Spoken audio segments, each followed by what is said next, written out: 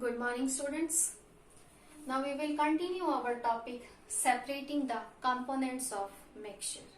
In my previous video, we read about evaporation, centrifugation, crystallization, chromatography and separating funnel.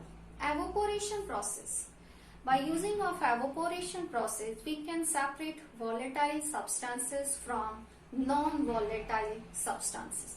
इस process को use करके हम volatile substance से non volatile substance को separate करते हैं.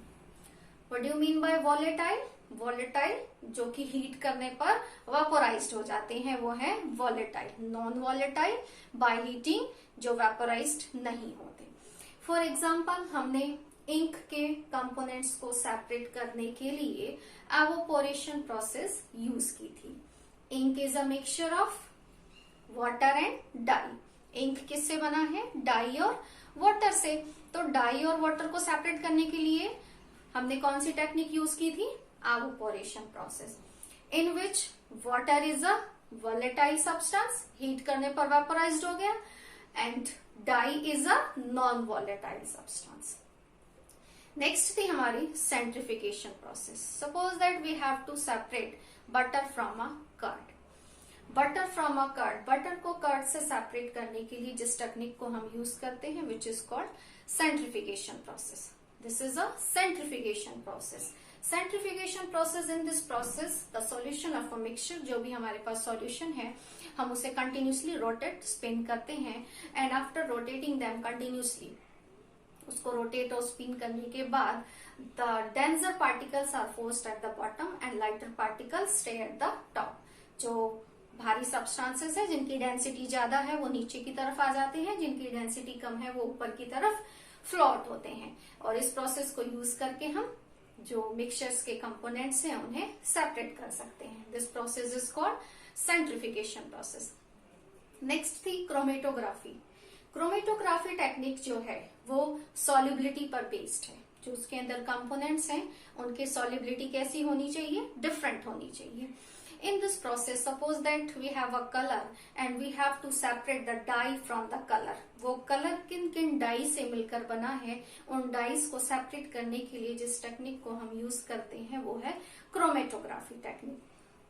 नेक्स्ट थी हमारी क्रिस्टलाइजेशन प्रोसेस. क्रिस्टलाइजेशन प्रोसेस, इस प्रोसेस में हम pure solids in the form of crystals, pure solids from a solution of a mixture in the form of crystals, जो हमारे पास कंसंट्रेटेड सॉल्यूशन है. सबसे पहले हम क्या लेते हैं इसमें? Hot concentrated solution.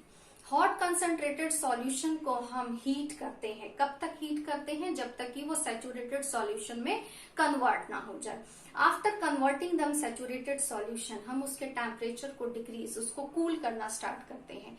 Directly cool नहीं करेंगे, मॉडरेटली कूल करेंगे ताकि उसके छोटे छोटे क्रिस्टल्स हमें मिल पाए. मॉडरेटली कूल करने के बाद उसके सॉल्यूट्स जो हैं वो pure solids in the form of crystals में कन्वर्ट हो जाते हैं. तो इस तरह से क्रिस्टलाइजेशन प्रोसेस को यूज करके हम जो प्योर सॉलिड्स हैं किसी मिक्सचर में से, किसी सॉल्यूशन में से सॉल्यूट्स को हम in the form of crystal में सेपरेट करते हैं. इसको सेपरेट करने की टेक्निक क्या है? सबसे पहले हम कंसंट्रेटेड सॉल्यूशन लेंगे और उसे हीट करेंगे. हीट करने पर वो कंसंट्रेटेड सॉल्यूशन किस में कन्वर्ट हो जाएगा? सैचुरेटेड सॉल्यूशन में कन्वर्ट हो जाएगा. और फिर उस सैचुरेटेड सॉल्यूशन को हम मॉडरेटली टेम्परेचर पर धीरे धीरे कूल करते जाएंगे, एंड आफ्टर कूलिंग उसमें से हमें जो सॉल्यूट्स हैं, जो उसके अंदर जो सॉलिड्स हैं प्योर सॉलिड्स के फॉर्म में, क्रिस्टल के फॉर्म में वो सेपरेट हो जाएगा. फॉर एग्जाम्पल पोटाशियम सल्फेट या for example copper sulphate. Pure impure copper sulphate में से हमें प्योर कॉपर सल्फेट को सेपरेट करना है. तो by using of crystallisation process we can separate them. Crystallisation process को यूज करके हम प्योर कॉपर सल्फेट को ऑब्टेन कर सकते हैं. नेक्स्ट थी हमारी process separating funnel. Separating funnel, by using of this process we can separate two immiscible liquids. Separating funnel, इस टेक्निक को यूज करके हम टू इमिसिबल लिक्विड्स को सेपरेट कर सकते हैं. For example oil from a water. Oil और water दोनों आपस में मिक्स नहीं होते. So by using separating funnel we can separate oil from water because both are immiscible liquids. दोनों कैसे हैं? आपस में मिक्स ना होने वाले लिक्विड्स हैं. ऑयल ऊपर फ्लोट होती है और वाटर नीचे रहती है. क्यों? क्योंकि ऑयल की डेंसिटी कम होती है as comparison to the water. Water के कंपेयर में एयर की डेंसिटी कम होती है. Now our next process is distillation process. उसके बाद जो हमारी नेक्स्ट प्रोसेस है वो है distillation process. Now what do you mean by distillation? Distillation process में हम क्या करते हैं? If two liquids are miscibles, हमने कहा था सेपरेटिंग फनल में हम टू इमिसिबल लिक्विड्स को सेपरेट करते हैं. Bye using of distillation process we can separate two miscible liquids. हमने कहा सेपरेटिंग फनल को यूज करके हम टू इमिसिबल लिक्विड्स को सेपरेट करते हैं जो कि आपस में मिक्स नहीं होते. And by using of distillation process we can separate two miscible liquids. इस प्रोसेस को यूज करके हम टू मिसिबल लिक्विड्स को सेपरेट करते हैं. जो भी दो लिक्विड्स हैं आपस में मिक्स हो गए हैं उन्हें सेपरेट करने के लिए हम डिस्टिलेशन प्रोसेस का यूज करते हैं. Now what do you mean by distillation process? Distillation process क्या है? Conversion of liquid into vapours by heating. Conversion of liquids into vapours by heating and again converting it into liquid by cooling. This process is called distillation process. Distillation process in which conversion of liquid into vapors by heating and again converting it into liquid by cooling.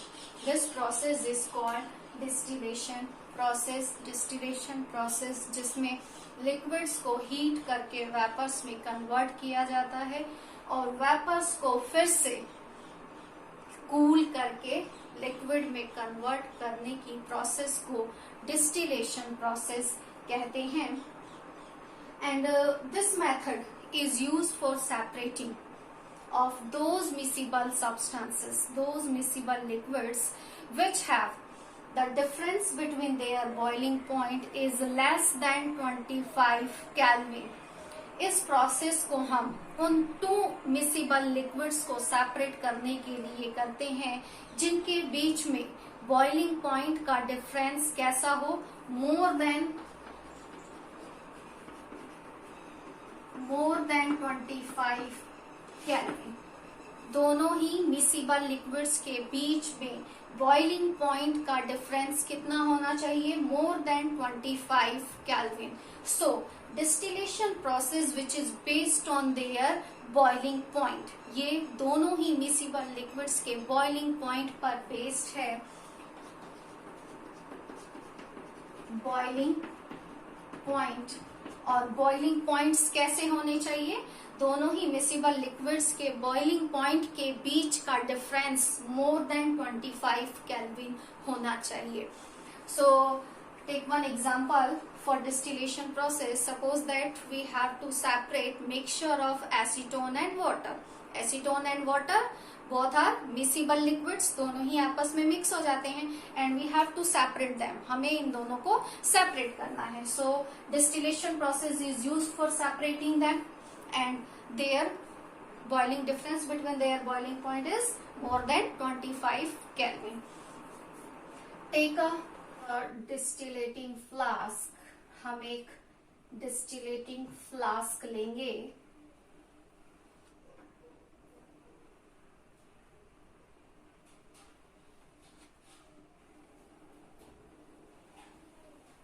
This is a distillating flask. एक डिस्टिलेटिंग flask लेने के बाद हम उसे setup जो है एक ready करेंगे.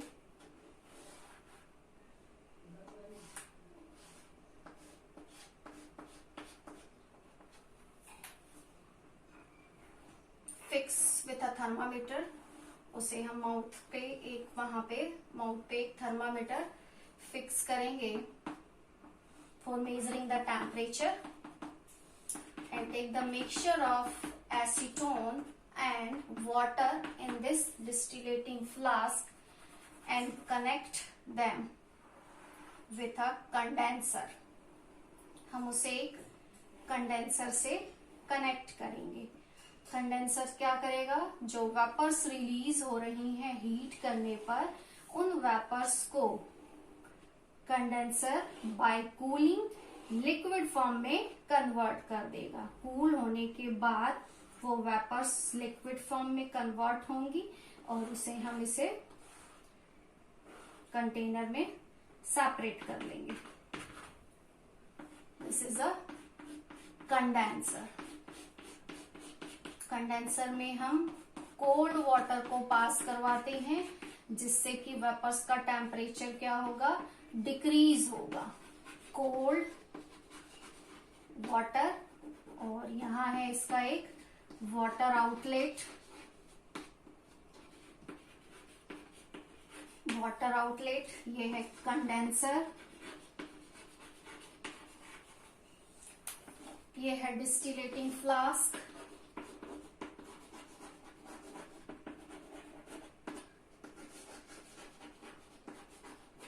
बर्नर जिसके थ्रू हम उसे हीट कर रहे हैं, थर्मामीटर। इस तरह से हम डिस्टिलेशन प्रोसेस के लिए एक सेटअप रेडी करते हैं। सबसे पहले डिस्टिलेटिंग फ्लास्क में हम वाटर और एसीटोन, जिसे हमें सेपरेट करना है वाटर से एसीटोन को, उसका मिक्सचर लेते हैं। आफ्टर दैट हम उसके माउथ पर एक थर्मामीटर सेट करते हैं जिससे कि हम टेम्परेचर को मेजर कर सकते हैं। यहाँ से जो वेपर्स रिलीज हो रही हैं हीट करने पर, उन्हें कलेक्ट करने के लिए एक कंडेंसर कनेक्ट किया है हमने। कंडेंसर इन वेपर्स को ठंडा करते हैं और ठंडा करके फिर से उन्हें किस में कन्वर्ट कर देते हैं, लिक्विड फॉर्म में कन्वर्ट कर देते हैं, जिसे हम एक कंटेनर या बीकर में कलेक्ट कर लेते हैं। इस तरह से दोनों मिक्सचर्स क्या हो जाते हैं, सेपरेट हो जाते हैं। Look it again. सबसे पहले डिस्टिलेटिंग फ्लास्क में हमने मिक्सचर लिया जिसे हमें सेपरेट करना है। Now start heating. हीट करना हम स्टार्ट करेंगे and continuously watch the temperature. Temperature को हम वॉच करते रहेंगे। जिस मिक्सचर में से जिस सब्सटेंस का बॉइलिंग पॉइंट कम होगा वो पहले वेपोराइज्ड होंगे, जिसका बॉइलिंग पॉइंट कम होगा यानी वो जल्दी हीट होंगे, और जल्दी हीट होने के बाद वो जल्दी वेपर्स फॉर्म में रिलीज होंगे, जल्दी वेपोराइज्ड होंगे। कंडेंसर्स के थ्रू इन वेपर्स को हम कलेक्ट कर लेंगे। अब इस कंडेंसर के अंदर जहां कोल्ड वाटर पास करवाया गया है, अब इन वेपर्स को ठंडा किया जाएगा। ठंडा करने पर ये वेपर्स फिर से किस में कन्वर्ट हो जाएंगी, लिक्विड में, और इन लिक्विड को हम कलेक्ट कर लेते हैं। इस तरह से यहाँ पहले जो सेपरेट होगा वो होगा एसीटोन, क्योंकि एसीटोन का बॉइलिंग पॉइंट वाटर के बॉइलिंग पॉइंट से कम है। तो boiling point of acetone is less than boiling point of water. तो इस तरह से हम टू मिसिबल लिक्विड्स को सेपरेट कर सकते हैं। देखो प्रोसेस क्या है हमारी distillation process. Liquids convert into vapour by heating. Liquid को हीट करके किस में कन्वर्ट किया, वेपर्स में।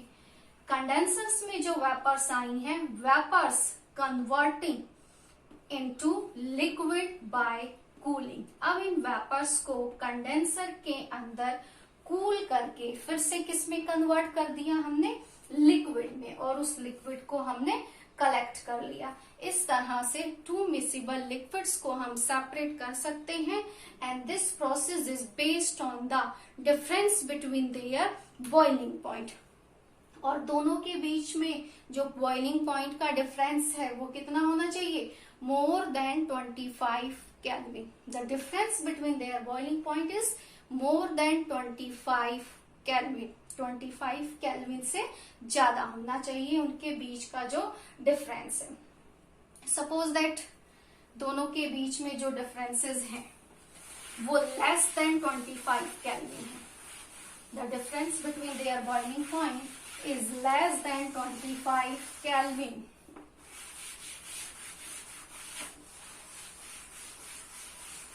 when the boiling point of two liquids are very close, दोनों लिक्विड के बीच का बॉइलिंग पॉइंट बहुत ही क्लोज है. The boiling point of two miscible liquids are very close. It means it is the difference between their boiling point is less than 25 Kelvin. Condition क्या है? Less than 25 Kelvin. Boiling point के बीच का difference कैसा है? Less than 25 kelvin. So distillation process is used. कब use करते हैं? जब दो मिसिबल लिक्विड्स के बीच का बॉइलिंग पॉइंट का डिफरेंस मोर देन 25 केल्विन हो. But in case of when the two miscible liquids have a difference between their boiling point is less than 25 Kelvin, then we cannot use simple distillation process. हम simple distillation process use नहीं कर सकते.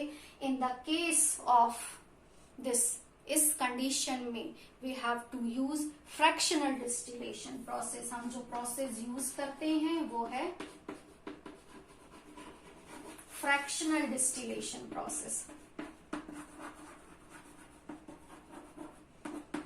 Fractional distillation process. In this process we have a fractionating column. इस process में एक fractionating column use किया जाता है.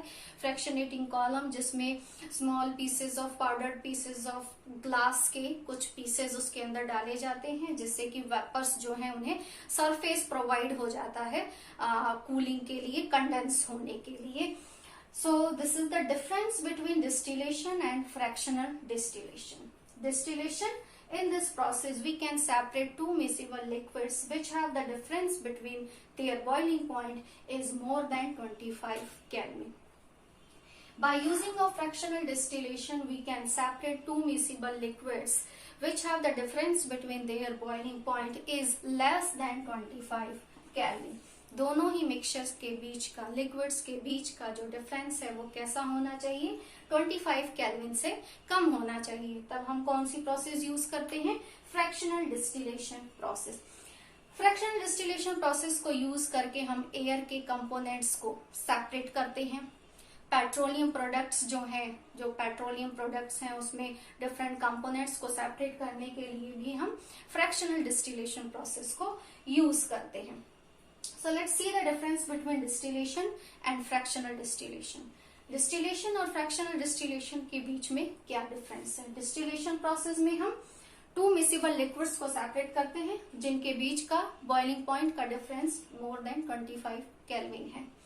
जबकि fractional distillation में हम two miscible liquids को separate करते हैं जिनके बीच boiling points का difference less than 25 Kelvin है. नेक्स्ट डिफरेंस ये है, डिस्टिलेशन प्रोसेस में, इस प्रोसेस में only single component evaporate from the mixture at a time. एक टाइम पर सिर्फ एक ही कंपोनेंट एवोपोरेट होता है. मिक्सचर में से एक ही कंपोनेंट एक टाइम पर एवोपोरेट हो सकता है.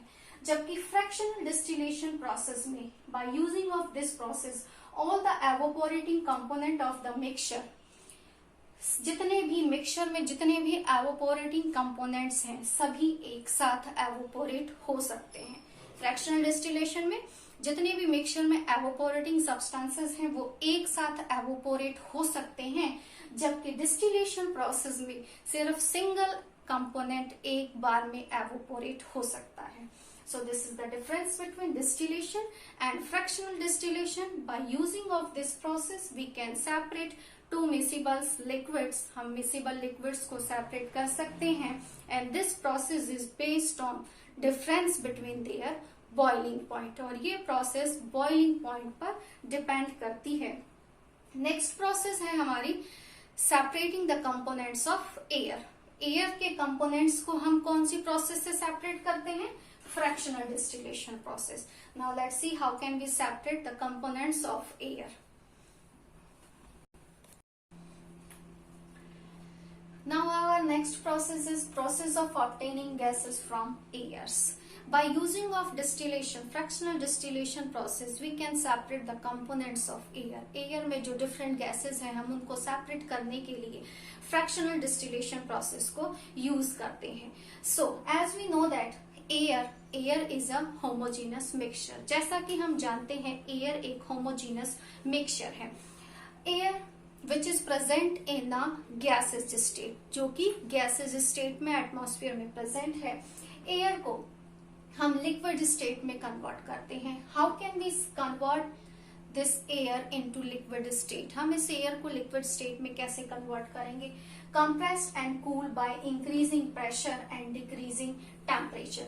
जैसे ही हम गैसेस स्टेट में प्रेजेंट एयर पर प्रेशर अप्लाई करेंगे, बाय अप्लाइंग द प्रेशर उसके मॉलिक्यूल्स, एयर के जो पार्टिकल्स हैं वो पास आएंगे. बिकॉज ऑफ उनके बीच में यहाँ पे force of attraction, intermolecular space के बीच में अट्रैक्शन इंक्रीज होता जाएगा और काइनेटिक एनर्जी उनकी डिक्रीज होती जाएगी.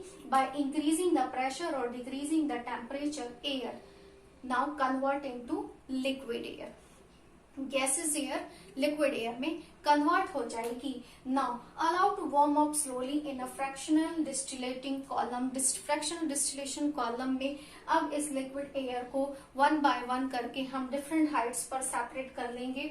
और जो गैस इन दिस प्रोसेस, जो गैस सबसे पहले सेपरेट होगी वो है नाइट्रोजन. बिकॉज नाइट्रोजन का बॉइलिंग पॉइंट सबसे लीस्ट होता है, which is a -196 degree Celsius. This is the boiling point of nitrogen. तो सबसे पहले इस प्रोसेस के दौरान जो गैस सेपरेट होती है इन द लिक्विड स्टेट वो है नाइट्रोजन गैस. जैसे ही सारी नाइट्रोजन गैस सेपरेट हो जाएगी हम टेम्परेचर को फिर से इंक्रीज कर देंगे. When we rising the temperature at last, जिसका बॉइलिंग पॉइंट सबसे कम है वो सबसे लास्ट में सेपरेट होगी. And which is the oxygen. Oxygen air में जो कंपोनेंट्स प्रेजेंट हैं उसमें ऑक्सीजन, जिसका बॉइलिंग पॉइंट -183 डिग्री सेल्सियस है. इस तरह से हम फ्रैक्शनल डिस्टिलेशन प्रोसेस को यूज कर एयर में जो कंपोनेंट्स प्रेजेंट हैं, एयर में जो गैसेस प्रेजेंट हैं, हम उनको सेपरेट कर सकते हैं. इसके बाद जो हमारी नेक्स्ट प्रोसेस है, next process is our water purification system in through water works. जो हमारे घरों में वाटर सप्लाई होता है, वाटर आता है, वो वाटर वर्क्स के थ्रू किस तरह से प्यूरिफाई होता है. Let's see the steps for water works purification system. Water treatment, जो भी रिजर्वायर्स हैं, लेक, रिवर्स के थ्रू जो वाटर घरों में सप्लाई हो रहा है, वो सप्लाई होने से पहले इन प्रोसेस से होकर वो ट्रीट किया जाता है. First is sedimentation tank. जो भी रिजर्वायर्स के थ्रू वाटर जो है उसे सेडिमेंटेशन टैंक में पास किया जाता है. इन दिस टैंक वाटर के अंदर जो इम्प्योर वाटर है, उस वाटर के अंदर जो भी हैवी पार्टिकल्स हैं, हैवी इम्प्योरिटीज हैं, they settle down at the bottom of this sedimentation tank. इस सेडिमेंटेशन टैंक में वो बॉटम में सेटल डाउन हो जाती है. Then water is pass through loading. उसके बाद वाटर को सेडिमेंटेशन टैंक से लोडिंग टैंक में पास किया जाता है. And this tank we have to add some alum. यहाँ पे लोडिंग टैंक में जो वाटर के अंदर कुछ सस्पेंडेड पार्टिकल्स हैं, कुछ सस्पेंडेड इम्प्योरिटीज हैं, colloids particles which is present in the water that can be separated by alum in this tank. Loading tank में by using of alum. Alum क्या करेगा, वाटर के अंदर सपोज दैट क्ले एक्सेट्रा जो भी collides particle हैं उन्हें absorb कर लेगा. ऑब्जॉर्व करने के बाद उन्हें सेटल कर देगा एट द बॉटम में. तो जो भी सस्पेंडेड पार्टिकल्स हैं, लोडिंग प्रोसेस के थ्रू जो कोलाइड्स पार्टिकल्स हैं वो सेटल डाउन हो जाएंगे at the bottom of the loading tank. Then water is pass through the filtration tank. Water को आप फिल्ट्रेशन टैंक में पास किया जाएगा. There is a 3 layer filtration tank. 3 layers present है यहाँ पे, जहाँ coarse gravels, fine gravels and fine sand particles को इन 3 लेयर्स के थ्रू सेपरेट कर दिया जाता है. मीन्स लोडिंग प्रोसेस से जब वाटर फिल्ट्रेशन टैंक में आता है तो जो भी डिसॉल्व और सस्पेंडेड पार्टिकल्स, इम्प्योरिटीज उसमें रह गई हैं, वो इस फिल्ट्रेशन टैंक में सेपरेट हो जाती हैं. नाउ आवर वाटर जो फिल्ट्रेशन प्रोसेस के बाद फिल्ट्रेशन टैंक में जो हमें वाटर मिला है वो ऑलमोस्ट प्योर दिख रहा है, but it is not pure, it is not safe for drinking. अब हम वाटर को क्लोरीनेशन टैंक में, जो वाटर फिल्ट्रेशन टैंक से water is further pass through the chlorination tank, chlorination tank में उस वाटर को पास आउट करेंगे। In this tank we have to add some germinating, जो भी जर्म्स प्रेजेंट है उसके अंदर, वाटर के अंदर, जो कि दिखने में प्योर है बट उसमें कुछ जर्म्स, माइक्रो ऑर्गेनिज्म जर्म्स जो कि हार्मफुल है हमारी बॉडी के लिए, वो प्रेजेंट है। उन जर्म्स को किल करने के लिए यहाँ क्लोरीन ऐड की जाती है, इसलिए हम इसे कहते हैं chlorination tank.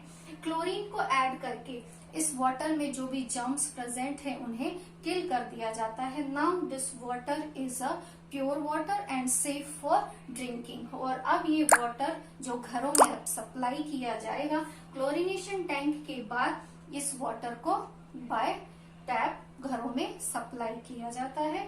This is our water purification system through water works, जिसमें सेडिमेंटेशन, जो भी रिजर्वायर्स के थ्रू वाटर आ रहा है, सेडिमेंटेशन टैंक में heavy particles settle down at the bottom, impurities जो है वो बॉटम में सेटल डाउन हो जाती है। Then water is pass through a loading tank में वाटर को पास किया जाता है, जहां colloids particles, suspended particles separate हो जाते हैं, नीचे सेटल डाउन हो जाते हैं। After the loading, water is passed through filtration tank. Filtration tank, where is a 3-layer filtration process, जहाँ coarse gravels, थोड़े बड़े particles, fine particles, mud particles, suspended particles, dissolve impurities, suspended, dissolve, जो भी impurities अब बच गई हैं उस water में, वो filtration tank में pure कर दी जाती है, separate कर दी जाती है।